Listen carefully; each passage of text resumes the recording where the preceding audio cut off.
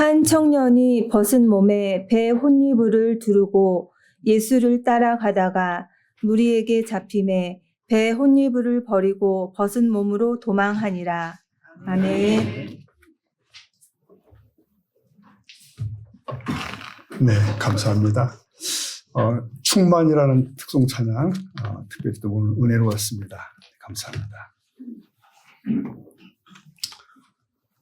오늘 본문은 좀 이상한 구절입니다. 다른 복음서 마태복음이나 누가복음, 요한복음에는 이 내용이 없습니다. 오직 마가복음에만 나와요. 한 청년이 등장했다가 순식간에 사라집니다. 네, 그게 다입니다. 자, 다시 한번 보면 이렇게 돼 있죠. 51절에 한 청년이 벗은 몸에 배 혼이불을 두르고 예수를 따라가다가 무리에게 잡힘에 52절을 읽어볼까요? 배 혼이불을 버리고 도망하니라. 자, 이게 전부입니다. 청년의 이름도 몰라요. 물론 성도 몰라요. 왜 그가 그랬는지 설명도 없습니다. 그리고 그 뒤에는 또 그가 어떻게 되는지도 몰라요. 그래서 그냥 지나칠 수도 있습니다. 그러나 멈춰서 생각을 해보면 거기에 깊은 얘기가 담겨 있습니다. 그러면 왜 마가는 이것을 기록을 했을까? 왜 다른 복음서 기자는 아예 언급조차 안 했을까? 이 수치스러운 광경을 남긴 청년은 누굴까? 근데 우리는 이 짧은 구절에서 복음의 전부를 발견할 수가 있습니다. 자, 그날 밤 벌어졌던 사건을 처음부터 재구성을 해보겠습니다. 시간을 조금 돌이켜보는 거예요. 유대 최고의 명절인 유월절이 다가오고 있습니다. 제자들은 예수님께 여쭈었어요. 유월절 음식을 어디서 먹을까요? 주님 말씀하셨습니다. 성내로 들어가면 물동이를 가지고 가는 사람을 만나는데 그를 따라가라. 가서 그 집 주인에게 말하기를 우리 선생님이 그러십니다. 유월절 음식을 먹을 나의 객실이 어디 있어? 그러면 그가 준비한 다락방을 보이리라. 그러셨습니다. 자, 보십시오. 마가복음 14장 15절에 보면 그리하면 자리를 펴고 준비한 뭐죠? 큰 다락방을 보이리니 거기서 우리를 위하여 준비하라 하시니. 여러분 생각해 보십시오. 성 안에 들어가면 물동이를 가지고 다니는 사람이 한둘은 아닐 수도 있고 없을 수도 있고 근데 어쨌든 만날 거라는 거예요. 그러면 여차여차 해라. 그러면 준비된 방을 내주리라. 근데 이게 이해가 되는 얘기인가? 쉬 납득이 안 가는 얘기입니다. 어떻게 이렇게 막연한 일이 가능하죠? 그런데도 결국은 주님의 말씀대로 일이 전개가 됩니다. 그대로 흘러갑니다. 이것은 예수님이 평소에 이 집 주인을 잘 알고 계시다는 의미가 아니겠습니까? 유월절을 앞두고 사전에 그와 합의가 되어 있었다는 거죠. 제자들에게 지시한 암호 같은 문장, 그것은 이들이 주님의 명으로 보내진 사람임을 확인하는 일종의 신호 같은 것입니다. 그렇다면 이 집주인은 누구죠? 참고로 사도행전 12장을 보려고 합니다. 거기 보면 훗날 벌어진 일이 나오는데 거기에서 이 집 주인을 알 수가 있어요. 12장 11절 보면 이렇게 돼 있죠. 이에 베드로가 정신이 들어서 여차여차 했고요. 12절 갑니다. 12절 가면 한번 읽어봅시다. 시작. 깨닫고 마가라 하는 요한의 어머니 기도하고 있더라. 자, 이건 얼마간 후에 벌어진 일인데요. 이 복음을 외치던 베드로가 체포됩니다. 그가 옥에서 풀려난 후에 가장 먼저 달려가는 곳이 이곳이죠. 즉 마가의 모친 마리아의 집. 근데 거기 이미 여러 성도들이 모여 있었고 기도하고 있었다는 거예요. 그것은 이 집이 이미 오래전부터 제자들의 아지트였음을 보여줍니다. 그러니까 마가 요한의 어머니 마리아의 집이라는 거예요. 전통적으로 이 다락방은 마가의 다락방이라는 이름으로 받아들여져 왔습니다. 그렇다면 그날 밤 유월절 만찬은 이 마가의 집에서 열렸다고 합리적 추정을 할 수 있습니다. 마가는 집주인의 아들이고요. 자기 집에서 예수님 일행이 유월절 만찬이 열리는 걸 알고 있는 거죠. 알았죠. 어쩌면 만찬 준비를 열심히 도왔을 수도 있습니다. 계란 후라이도 하고. 그리고 만찬이 끝난 후에 일행은 겟세마네 동산으로 떠났습니다. 이때 마가는 아마 다락방, 자기 집이니까요, 어딘가에서 잠을 청했을 거예요.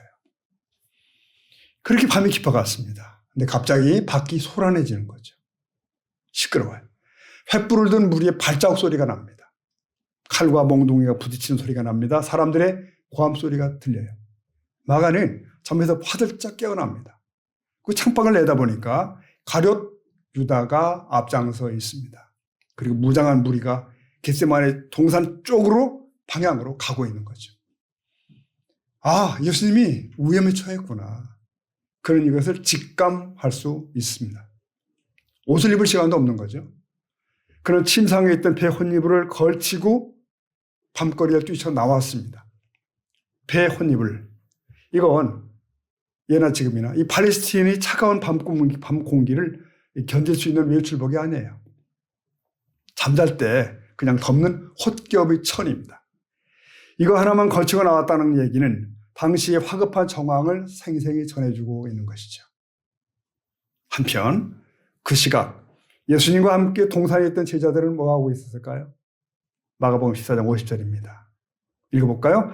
제자들이 다 예수를 버리고 도망하니. 네, 다 도망갔습니다. 베드로도 요한도 야고보도. 3년을 같이 다닌 그들이 다 사라진 거죠. 바로 몇 시간 전만 해도 그들은 큰 소리를 했죠. 다락방 만찬에서 주와 함께 죽을지언정 주를 버리지 않겠습니다. 그렇게 맹세했던 그들이 모두 도망쳤대요. 그런데 그 직후 본문 51절이 이어지는 겁니다. 마가 14장 51절 보면은 한 청년이 벗은 몸에 배 혼이불을 두르고 예수를 따라가다가 무리에게 잡혔다. 자, 도망가는 제자들 사이로 한 청년이 오히려 예수님을 향해 따라가고 있는 거예요. 근데 무리 중에 누군가가 이 청년을 공범이라 여기고 잡으려는 거예요. 붙잡으려고. 다급한 청년은 잡힌 옷을 떨쳐내버린 채로 알몸으로 도망을 치게 됩니다. 주님이 말씀하신 대로였어요. 전날에 이런 질문을 하신 바 있습니다. 그러면 너희는 나를 누구라 하느냐? 자, 이제 아무도 대답하지 않습니다. 아무도 없어요. 그날 밤. 가룟 유다뿐 아니라 모든 제자와 더불어 이 청년도 예수님을 배신하고 말았습니다. 학자들은 이 청년의 정체에 대해서 오랫동안 논쟁을 해왔습니다. 그는 누굴까? 첫 번째 견해. 그날 밤의 제자들을 상징하는 가상의 인물일 수 있다는 거예요. 가상의 인물. 배신의 밤, 모든 사람이 도망쳤다는 것을 상징적으로 묘사한 인물이라는 견해가 있는 거예요. 그럴듯합니다. 그러나 마가가 왜 굳이 이것만 독자적으로 기록했는지 좀 설명이 되지 않는 거예요. 두 번째 견해. 구약 요셉의 모형입니다. 요셉의 모형. 창세기 39장이죠. 보디발의 아내에게 옷을 잡히고 도망친 요셉의 모형론적 연결이다라고 해석하는 이들이 있어요. 정말 요셉은 겉옷을 남겨둔 채 뛰쳐나왔죠. 근데 흥미롭지만 그게 전부라면 오늘 본문의 깊이에는 닿지 못한다. 그거 볼 수 있습니다. 가장 유력한 세 번째 견해가 있습니다. 그 청년이 바로 마가 자신이라는 것. 많은 주석학자들이 이 청년을 마가 자신으로 봅니다. 이유는 분명합니다. 마태도, 누가도, 요한도 이 장면을 기록하지 않았기 때문에. 유독 마가만 이것을 안다는 것. 그것은 자신의 이야기이기 때문에 그렇습니다. 이해되시죠? 네. 또한 앞서 살펴본 대로 그날 밤 마가의 집에서 만찬이 있었다면 마가가 그 자리에 있을 가능성은 매우 높은 거죠. 근데 여기서 중요한 질문이 하나 있습니다. 왜 마가는 이름을 밝히지 않았는가? 여러분, 마가복음은 본래 다수를 대상으로 쓴 것이 아니에요. 특정한 신앙 공동체를 염두에 두고 기록된 복음서입니다. 그러니까 마가의 1차 독자들은 마가를 개인적으로 잘 알고 있던 사람들이에요. 때문에 마가가 굳이 이름을 밝히지 않아도 그의 독자들은 이미 이 청년이 누군지를 알고 있다. 그러니까 이름 없이 쓰였지만 독자들은 서로 간에 이걸 말하는구나 하고 암묵적으로 소통할 수가 있었던 겁니다. 즉 마가는요, 의도적으로 이 청년을 익명으로 처리를 한 겁니다. 여러분, 이름을 밝히면 고백이 됩니다. 그렇죠? 그러나 이름을 숨긴 채 기록함으로써 그것은 마가만의 이야기가 아니라 모든 도망친 자들의 이야기가 되는 거예요. 여기 서 있는 제가 그 청년일 수 있습니다. 여기 앉은 여러분이 그 익명의 청년일 수 있어요. 자, 이제 이 청년이 두르고 있던 옷에 좀 주목을 해보겠습니다. 이 옷, 성경 원문에는 신돈이라는 그 단어로 써 있어요. 신돈. 우리 성경에는 그냥 배혼입을 이렇게 되어 있습니다. 이게 평범한 그냥 옷이었다면 헬라어로 하마티온, 히마티온이라고 썼을 거예요. 옷이거든요, 옷, 그냥. 히마티온, 옷. 근데 마가는 굳이 신돈이라고 씁니다. 신돈은 얇은 아마포로 만든 홑겹의 천이에요. 놀라운 것은 마가복음에서 신돈이 등장하는 장면이 두 군데 있다는 것. 첫 번째는 바로 본문이죠. 14장 51절. 거기 보면 벌거벗은 청년이 두르고 있다가 버리고 도망친 신돈. 그겁니다. 두 번째는 15장에 나와요. 거기 보면 공회의원 요셉이 신돈을 사서 예수를 장사했다는 거예요. 자, 마가복음 15장 46절에 보니까 이런 거죠. 요셉이 신돈을 사서 예수를 내려다가 그것으로 싸서 무덤에 넣었다는 거예요. 장례죠, 지금. 마가는 의도적으로 이 단어를 사용합니다. 같은 단어를. 그러니까 겟세마네에서 청년이 버리고 도망친 그 세마포, 그와 같은 세마포가 나중에 예수님의 장례에 쓰이고 있는 거죠. 이것은 의미가 깊습니다. 회복을 생각하게 돼요. 회복. 또 있습니다. 이 청년이라는 단어, 이 단어. 청년은 겟세마네에서 겉옷을 버리고 도망쳤었죠. 근데 마가복음 16장 가보면 5절 보면 가봅시다. 가보면 부활의 아침입니다. 거기. 근데 여인들이 무덤에 도착하죠. 16장 5절 읽어봅니다. 시작. 무덤에 들어가서 옷을 입은 놀랍니다. 자, 여기도 청년이 나와요. 근데 빈 무덤에 다시 청년이 등장하는 겁니다. 이 청년은 이번에는 도망치는 청년이 아니고 흰옷을 입고 앉아서 부활을 선포하는 청년이에요. 겟세마네의 청년은 도망자였습니다. 그런데 여기 빈 무덤의 청년은 선포자예요. 뭐죠? 회복을 보여줍니다. 무덤에 앉아있는 청년은 앞에서 무너졌던 청년의 회복됨을 상징합니다. 14장에서 베옷을 버리고 도망쳤던 청년이 16장에서 흰옷을 입고 부활의 증인으로 다시 등장하는 구도.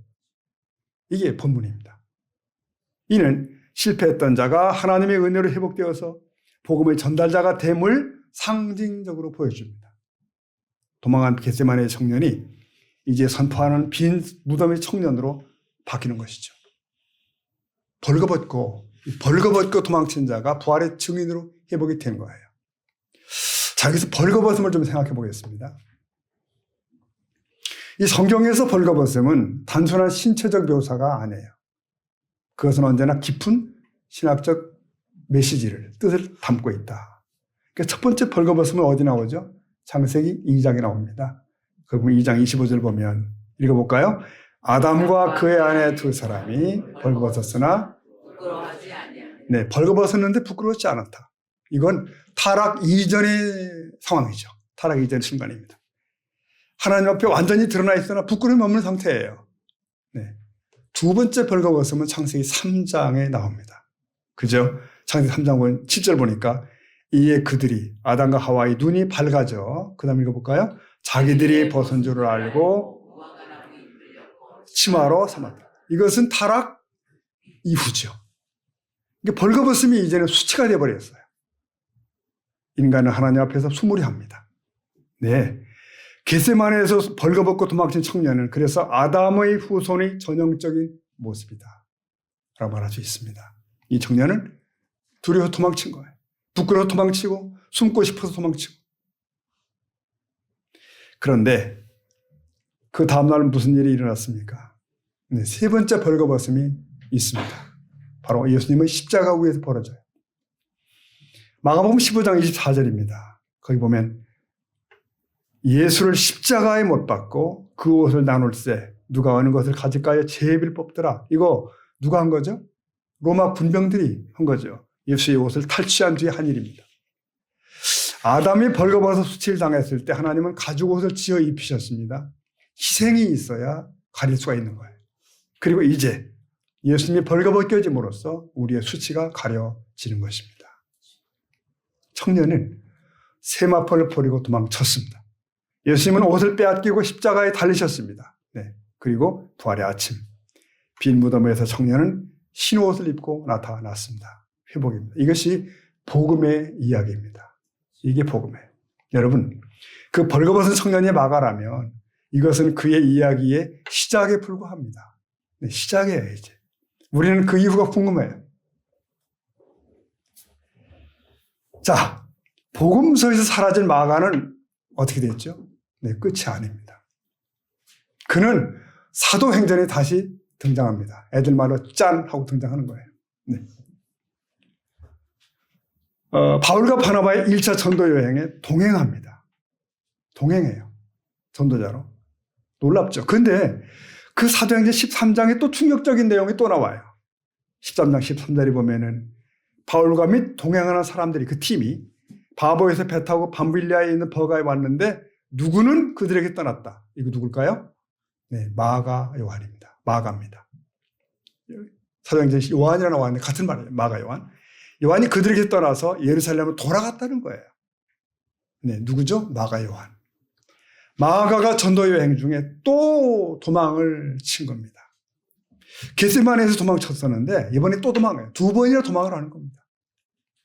이유가 뭘까요? 얼마든지 이거 추정할 수 있습니다. 우선 험난한 산맥들 넘어야 하는 고된 일정, 뭐 풍토병에 대한 두려움, 유복하게 자란 그가 겪어보지 못한 광야의 고생, 이런 것들이 있는 거죠. 전도팀에는. 자, 상황이 어려울 때 피했는데 여기에 좋을 때도 피합니다. 한 번도 아닌 2번이나 마가는 철저하게 이렇게 실패를 합니다. 누가 이런 자를 신뢰하겠어요? 순교를 각오해야 하는 복음 사역에 누가 이런 일을 동역자로 받아들이겠습니까? 그러니까 인간적 기준에서 보면 끝난 거예요.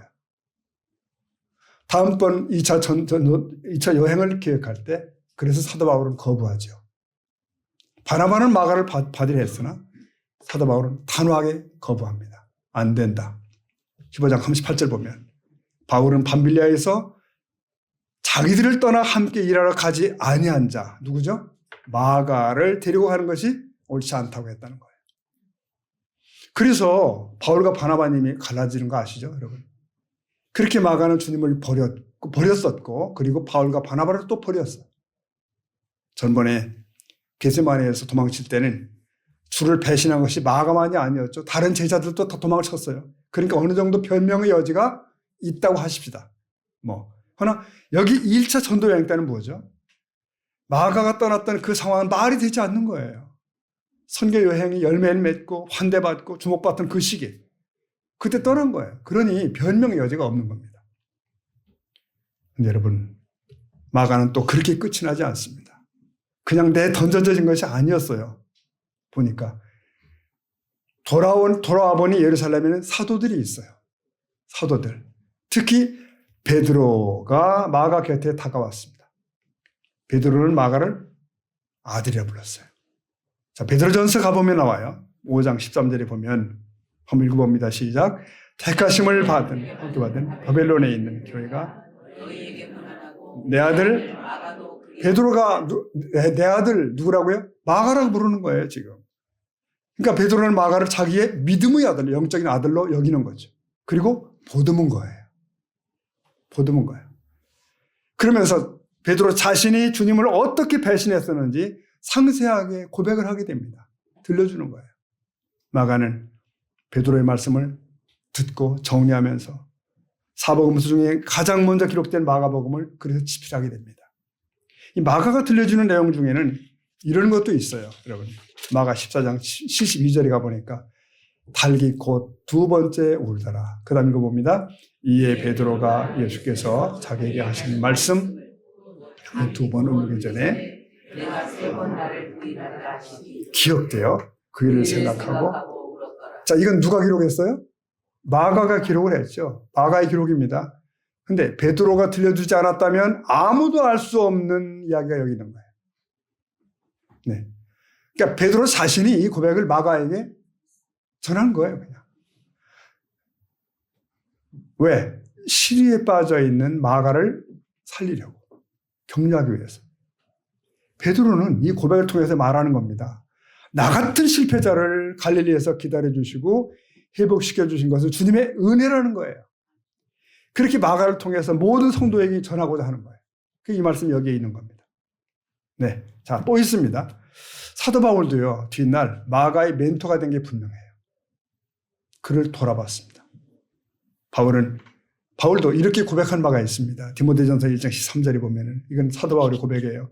내가 전에는 비방자요, 박해자요, 폭행자였으나 도리어 긍휼을 입은 것은 내가 믿지 아니할 때에 알지 못하고 행했기 때문이다. 그러니까 바울 자신이 내가 예수님에 대해서 이랬다는 거예요. 지금 고백입니다. 누구보다 큰 열심 가지고 하나님의 뜻을 쫓고자 예수님을 대적했다는 거예요. 그 열정이 자신의 의로움을 증거한다고 믿었는데, 그러나 주님을 만나고 보니까 그게 아니고 자신이 박해자고 폭행자였다는 사실이 폭로되었다는 거예요. 왜 바울은 이 고백을 하는 겁니까? 자신과 같은 실패자를 구하시고 사도로 세우신 주의 은혜를 의지하라는 겁니다. 그렇게 하라는 거예요. 그리스도 안에서 담대하게 소망하라. 이 메시지를 남기는 것입니다. 여러분, 베드로도 바울도 그리고 마가도 모두 철저하게 실패했습니다. 그러나 주님은 이들을 모두 회복시키셨어요. 후일 바울은 이렇게 말합니다. 나의 동역자 마가. 한때 포기해버렸던 마가를 바울은 지금 1대1로 동역자라고 불러요. 모두가 하나님 나라 일꾼으로 우뚝 서 있는 거죠. 자, 이제 처음 질문으로 돌아가 보겠습니다. 왜 마가는 이 두 구절을 자기 복음서에 남겼을까? 이제 우리는 그 답을 알 수 있을 것 같습니다. 마가는 복음서를 쓰면서 자신의 독자들에게 이렇게 고백하고 싶었어요. 그게 나였다. 주님을 버리고 도망갔던 나, 너무나도 부끄러운 배신자, 그게 나였다. 그럼에도 불구하고 주님은 나를 버리지 않으셨고 이렇게 세우셨다. 나는 더 이상 부끄럽지 않다. 내가 아니라 주님의 은혜 때문이다. 그 고백입니다. 여러분, 마가는 지금 사람들에게 자신을 보라고 하는 것이 아니죠. 나와 같은 실패자, 낙오자, 배신자도 회복시키신 주님의 은혜에 소망을 두라. 그 은혜를 바라보라. 그런 얘기입니다. 주님의 사랑으로서 담대히 나섰어야 할 그날 밤에 옷까지 벗어 던지고 어둠 속으로 달아났던 그의 삶이죠. 그래서 이름도 밝힐 수 없는 부끄러운 나 같은 삶도 이제는 주님의 복음을 전하는 명예로운 직분으로 높이셨다는 거예요. 그러니 과거의 실패에 매이지 말고 담대하게 소망하라는 거예요. 후대의 성도들에게.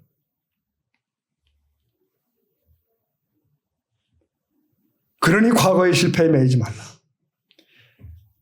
유명한 C.S. 루이스는 고통의 문제라는 책에서 이런 말을 합니다. 하나님은 우리의 편안함보다 우리의 성숙을 더 원하신다. 그랬습니다. 하나님은 우리의 편안함보다 우리의 성숙을 더 원하신다. 그렇다면 마가의 실패는 하나님의 실수가 아니었다는 거죠. 그것은 마가를 빚는 과정이었다. 네. 겟세마네에서 도망친 청년, 전도 여행에서 이탈한 사역자, 바울에게 거절당한 사람, 베드로의 곁에서 다시 일어선 자, 그리고 마침내 복음서를 쓴 제자. 네, 이것이 마가의 이야기입니다. 그리고 어쩌면 이것은 당신의 이야기이기도 합니다. 우리는 여러분 일상 중에 수많은 사람을 만나죠. 근데 그들 중에는 한때 뜨겁게 신앙생활을 하다가 어느 순간 다 놓고 도망친 이들도 있어요. 교회에서 상처를 받고 떠난 이들, 시험이 오니 믿음이 무너지고 숨어버린 이들. 저는 군대에서 한 골조 청년을 만났는데 놀랐습니다. 그가 어느 날 말하기를 자신이 한때는 교회 청년의 회장이었다고 하더라고요. 자기는 강골초가 되고 말하는데 이제는 왕년의 회장이었다고. 통계에 따르면 우리 한국교회 주변에는 200만이 넘는 가나안 교인이 있다고 그럽니다. 교회 밖에 있는 교인이죠. 겟세마네의 제자들처럼 주와 함께 죽겠다고 고백을 했다가 결정적 순간에 사라진 이들이에요. 여러분, 당신은 어떻습니까? 신앙의 어느 지점에서 옷을 버리고 도망친 경험이 있으신지, 그 수치의 기억, 그 실패의 순간이 지금도 가슴 한편에 남아있지는 않으신지요? 오늘 마가복음 14장 이 청년을 통해서 우리가 이 말씀을 들었으면 좋겠습니다. 마가가 남긴 그 두 구절을 남긴 이유가 바로 이거예요. 너 자신의 과거를 보고 낙심치 마라. 그리스도를 바라보고 소망하라. 이것이 복음입니다. 예수님은 그날 밤에 겟세마네에서 혼자 잡히셨습니다. 제자들이 다 도망하는 걸 보셨어요. 그리고 그 알몸으로 도망치는 청년도 보았습니다. 그럼에도 불구하고 주님은 십자가로 가셨습니다. 누구를 위해서? 바로 그 도망자를 위해서. 그리고 그 청년을 위해서입니다. 여러분, 십자가 사건 후 사흘이 지나고요. 막달라 마리아와 여인들이 빈 무덤을 찾았습니다. 마가복음 16장 5절에 보니까 나오죠. 16장 5절 시작. 무덤에 들어가서 네, 다시 한 청년이 앉아있다. 다시 청년입니다. 그가 누굽니까? 이 청년이라는 단어는 겟세마네에서 도망친 청년과 사실 같은 단어죠. 배 혼인부를 버리고 도망쳤던 그 청년과 같은 인물일 수도 있습니다. 도망쳤던 청년이 부활의 현장에 다시 나타남으로써 실패한 제자의 회복을 연상시켜줘요. 우리에게. 이거 극과 극이 아닙니까 지금? 겟세마네에서 배옷을 버리고 도망쳤던 청년이 빈 무덤에서는 흰옷을 입고 앉아있는 청년으로 대치가 되고 있는 거예요. 세마포를 버렸던 그 자리에서 이제 부활의 흰옷을 입었습니다. 그리고 도망쳤던 자가 이제 가장 중요한 메시지를 선포해요. 예수는 다시 사셨다.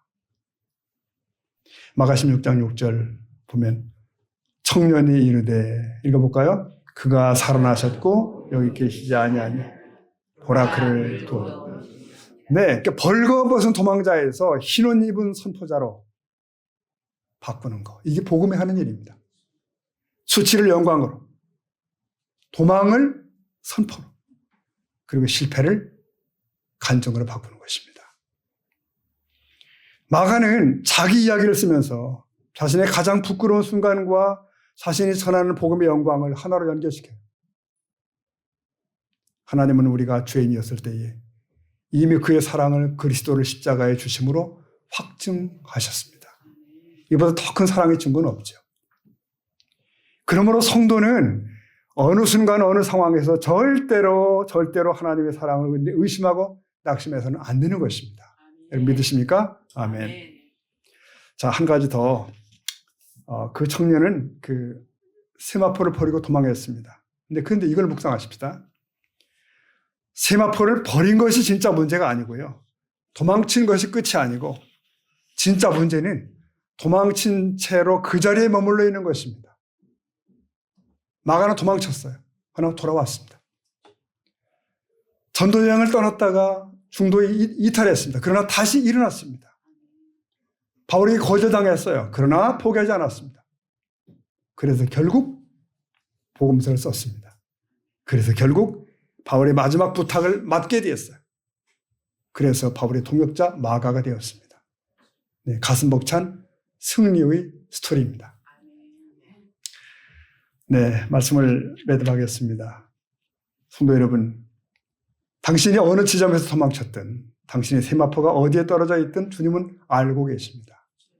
그리고 주님은 그것을 부끄러워하지 않으십니다. 마가의 두 구절을 우리 기억하십니다. 이름 없는 그 청년을 기억해요. 그 수치의 장면을 굳이 복음서에 남긴 마가를 기억하자고요. 그것은 당신을 위한 메시지입니다. 내 자신의 과거를 보고 낙심치 말고 주를 바라보고 소망하라. 그렇습니다. 여러분, 오늘 마가가 고백하는 이 진리는 로마서의 이 말씀 안에 오롯이 담겨 있어요. 로마서 5장 5, 6절 보면은 소망이 우리를 부끄럽게 하지 아니하면 우리에게 주신 성령으로 말미암아 하나님의 사랑이 우리 마음에 부은 바 됨이니 6절 읽어봅니다. 우리가 아직 연약할 때에 그리스도께서 네, 그러니까 우리가 아직 죄인일 때 우리를 위해 그가 죽으셨다는 거예요. 이보다 큰 사랑은 없다는 거죠. 네, 그렇습니다. 성도 여러분, 도망친 자도 다시 쓰임 받습니다. 실패한 자도 다시 일어납니다. 벌거벗은 자도 다시 흰옷을 입습니다. 하나님이 주신 소망은 우리를 그렇게 합니다. 부끄럽게 하지 않습니다. 저와 여러분의 소망이 승리로 영원으로 이어지기를 예수님의 이름으로 축복합니다. 아멘. 우리 기도하시겠습니다.